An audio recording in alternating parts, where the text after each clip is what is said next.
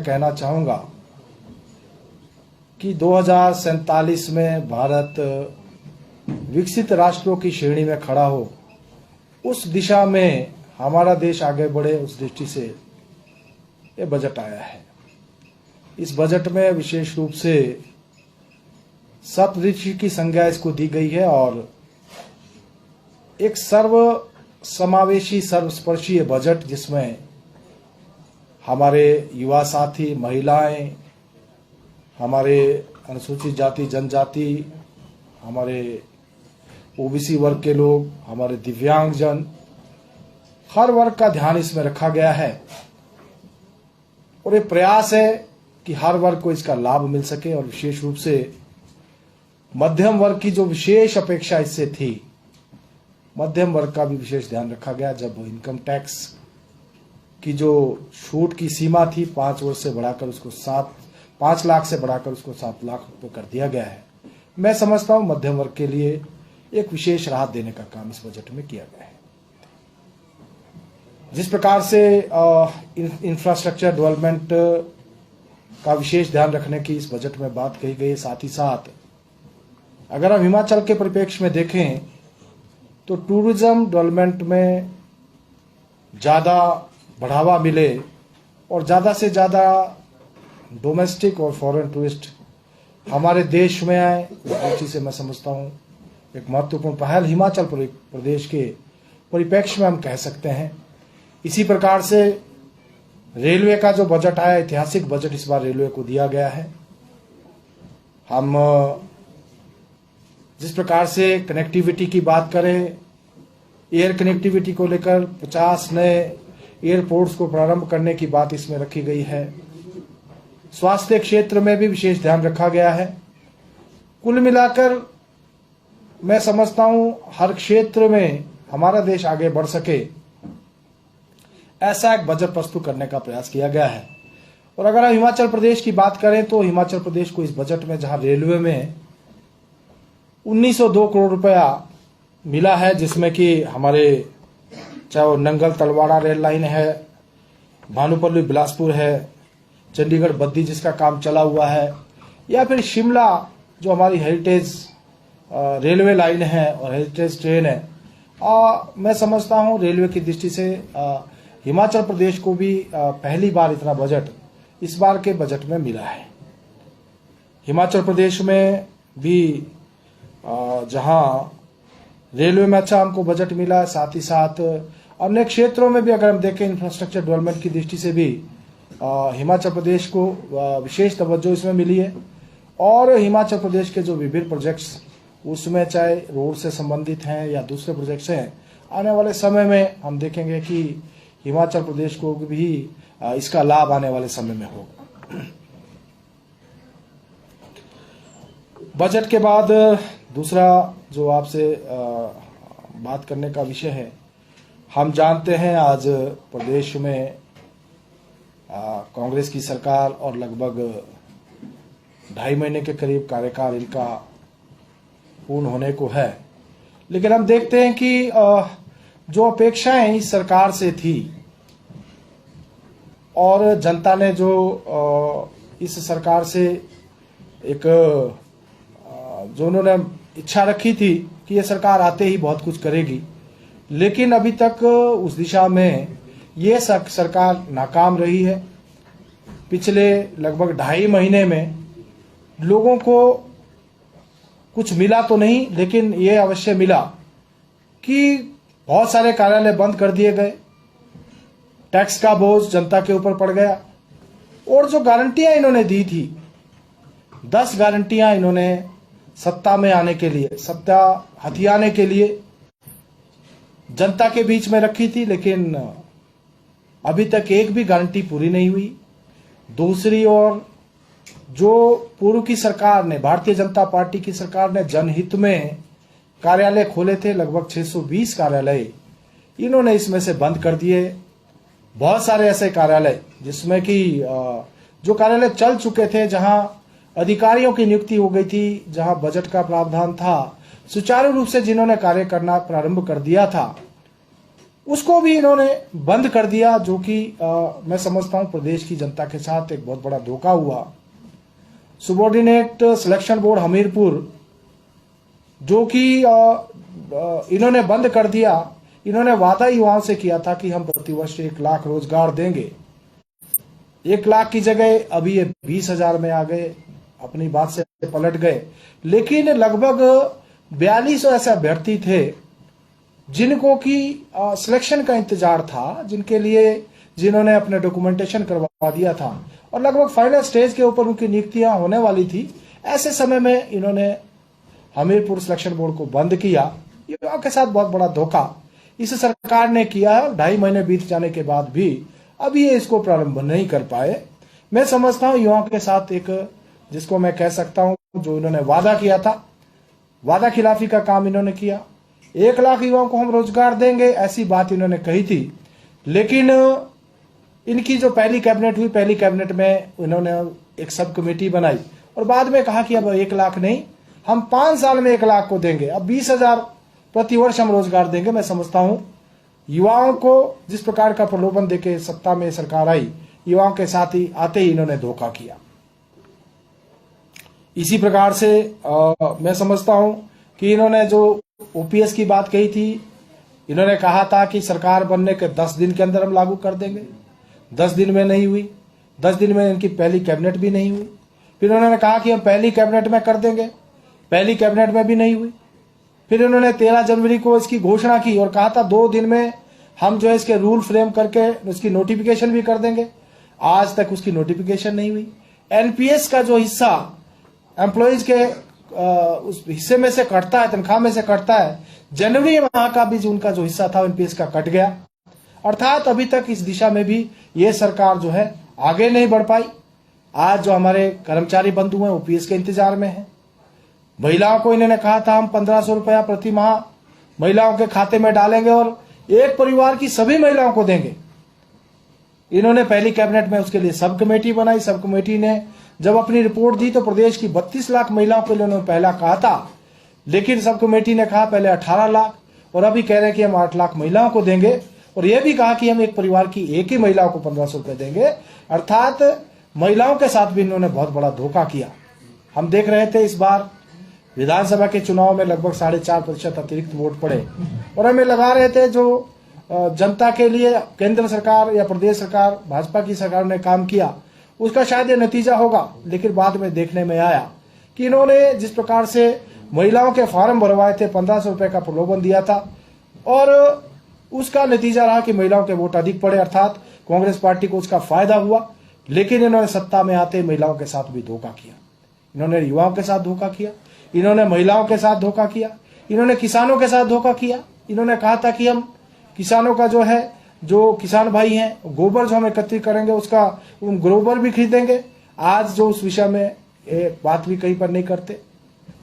300 unit free बिजली की बात इन्होंने कही थी।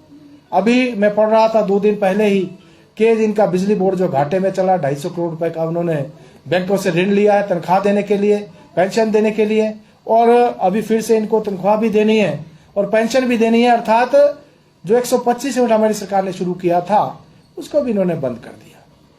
आज प्रदेश की सरकार एक ही रोना रोती है, कर्ज कर्ज और कर्ज, और भारतीय जनता पार्टी को कोसने में पीछे नहीं रही है। लेकिन मैं ये भी कहना चाहूंगा कि कर्ज की शुरुआत भी अगर की है तो कांग्रेस की सरकार ने की। और जब 2012 में धूमल जी मुख्यमंत्री थे और मुख्यमंत्री से हटे तो उन्होंने उस समय प्रदेश के ऊपर मात्र 27,000 करोड़ रुपए का कर्जा था। 2017 में जब स्वर्गीय श्री वीरभद्र सिंह जी जब मुख्यमंत्री पद से हटे तो उस समय 55,000 करोड़ का कर्जा हिमाचल प्रदेश के ऊपर हो गया था। और जब जयराम जी मुख्यमंत्री पद से हटे तो प्रदेश के ऊपर 69,000 करोड़ का कर्जा था। हमारी सरकार ने जो ऋण लिया था वो इनके समय के जो देनदारियां थी और जो ऋण के ऊपर ब्याज था उसमें हमारी सरकार ने उसके लिए ऋण लिया।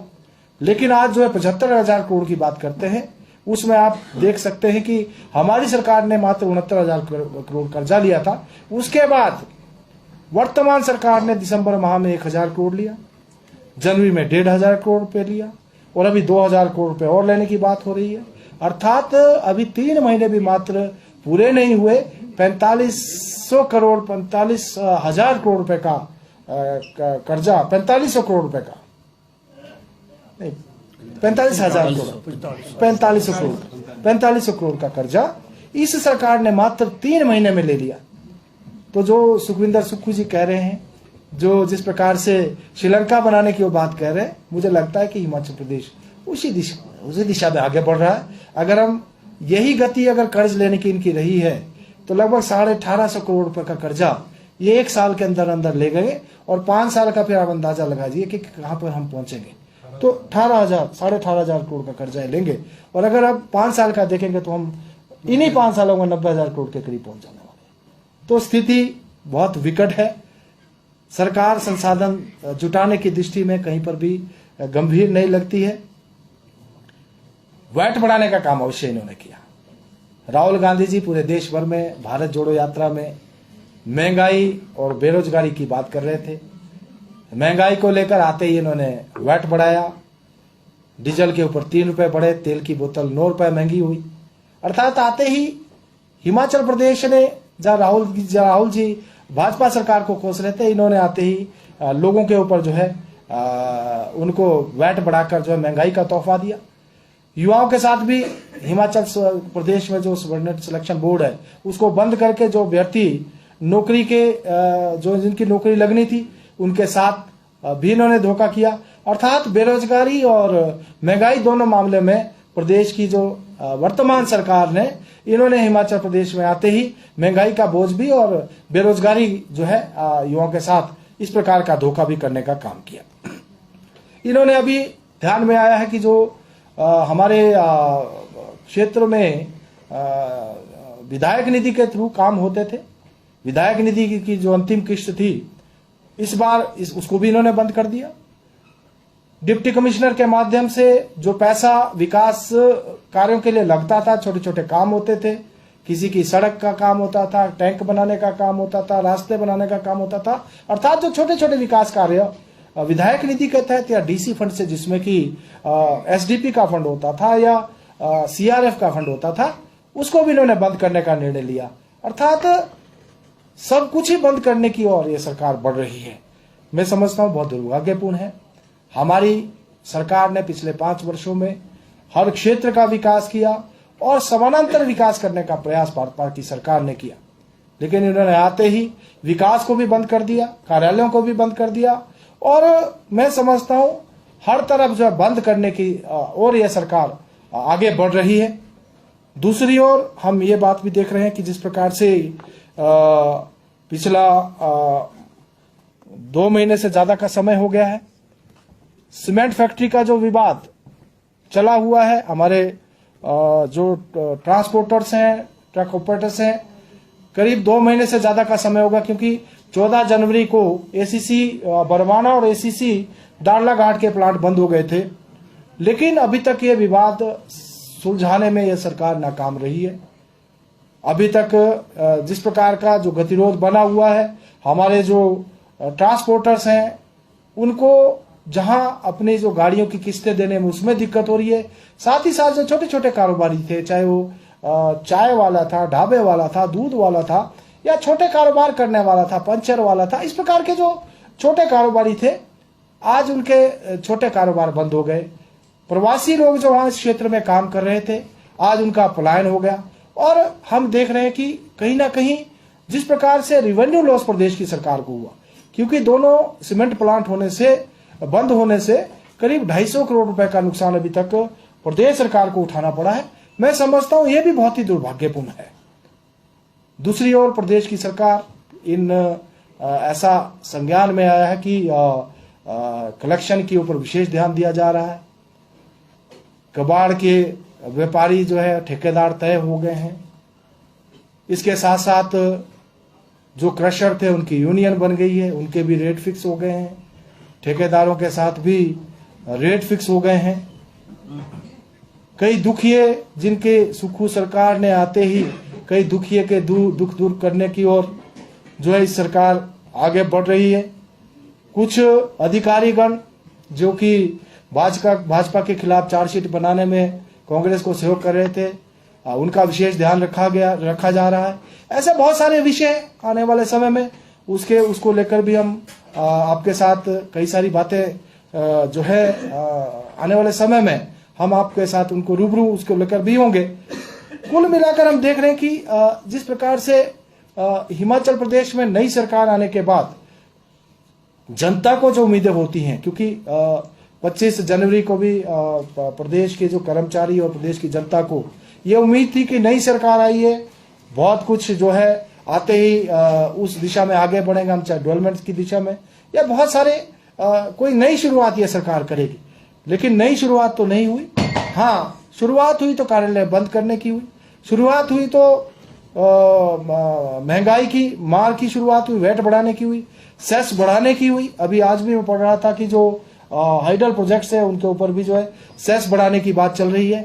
अर्थात प्रदेश की जनता के ऊपर अतिरिक्त कर का बोझ बढ़े और प्रदेश की जनता को महंगाई की मार उससे रूबरू होना पड़े, कार्यालयों में लोगों को चक्कर काटने पड़े। जो कार्यालय बंद हुए तो प्रदेश की जनता को किस प्रकार से नुकसान उठाना पड़ रहा है, उनको कई कई किलोमीटर का सफर करके एक छोटे छोटे कार्य के लिए जाना पड़ रहा है।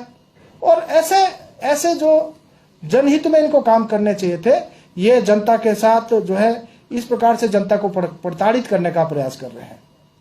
अभी पिछले कल हिमाचल प्रदेश के कांग्रेस के प्रभारी शुक्ला जी आए हैं और शुक्ला जी ने आते ही कहा कि आप जो करना है करिए, भाजपा के बातों की चिंता करने की आवश्यकता नहीं है। और मैं ये कहना चाहूंगा कि शुक्ला जी, भारतीय जनता पार्टी जो है प्रदेश की जनता की आवाज को उठा रही है।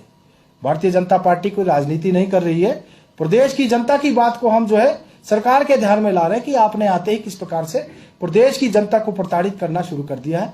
आपने किस प्रकार से प्रदेश की जनता के ऊपर कर्ज का बोझ बढ़ाने का काम आप जो है कर रहे हैं, प्रदेश की जनता के ऊपर महंगाई बढ़ाने का काम आप कर रहे हैं, प्रदेश की जनता के लिए जो कार्यालय खुले थे उनको बंद करने का काम आप कर रहे हैं और प्रदेश के ऊपर कर्ज बढ़ाने का काम आप कर रहे हैं।